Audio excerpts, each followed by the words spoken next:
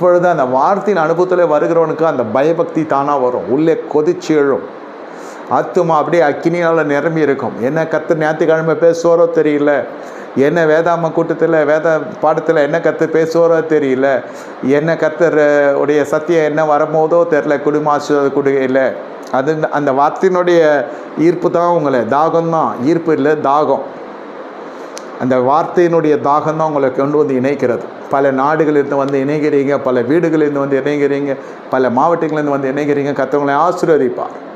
தனி மனித மாம்ச பிரியத்துக்காக இல்லைன்னு சொல்ல வரேன் நான்.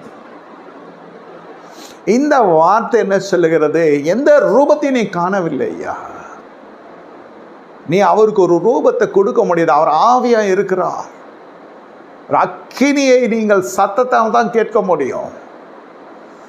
இப்போ பாருங்க, அநேகருடைய சரீரத்தில் ஒரு அபிஷேகம் இறங்கிறத நான் பார்க்குறேன். வியாதிகள், ஸ்கின் அலர்ஜிகள், அலர்ஜி கம்ப்ளைண்ட்ஸு, ரத்தத்தில் இருக்கிற பிரச்சனைகள், ரத்தத்தில் இருக்கிற குறைபாடுகள் அனைத்தையும் கர்த்தர் குணப்படுத்தி கொண்டிருக்கிறார். அழிவுக்கு வினைக்கு சங்கீதம் 107:20 வாசிக்கிறோம், அவர் தம்முடைய வார்த்தைகளை அனுப்பி, வசனத்தை அனுப்பி அழிவுக்கு விலக்கி உன்னை குணமாக்குகிறார். சத்தியத்தை அறிவீர்கள், சத்தியம் உங்களை விடுதலையாக்கும்.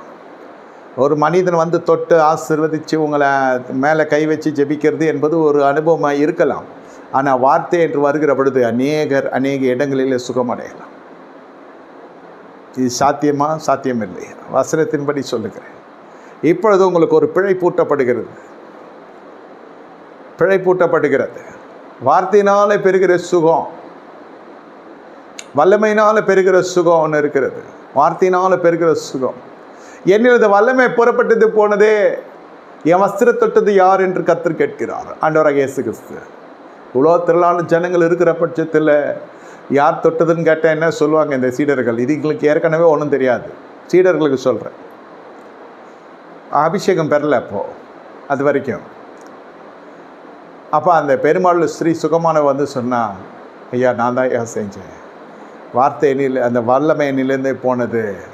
வாசிக்கிறேன் இல்லையா? இது வல்லமையினால் பெறுகிற பெதஸ்தா குலத்தண்டிலே ஒரு மனுஷன் படுத்து கொண்டிருக்கிறான். சுகமாக விரும்புகிறாயா? யோவான் 5ஆம் அதிகாரம். அவன் கதெல்லாம் சொல்கிறான். நீ விரும்புகிறபடி அவன் கிட்டது வார்த்தை அவனை குணமாக்கிடுச்சு. அவனை மறுபடியும் ஆலயத்தில் பார்க்கிறார். அப்போ பார்த்ததும் என்ன சொல்லுகிறார்? கட்டி அணைத்து முத்தமிட்டு அப்படியெல்லாம் செய்யலை. அதிக கேடானது ஒன்றும் வராதபடி இனி பாவம் செய்யாதே. ஆலயத்துக்கு வரவங்கிட்ட இப்படியா பேசுறது? அப்படிதாயா பேசுவார் இயேசு. உரிமையோடு பேசுவார்.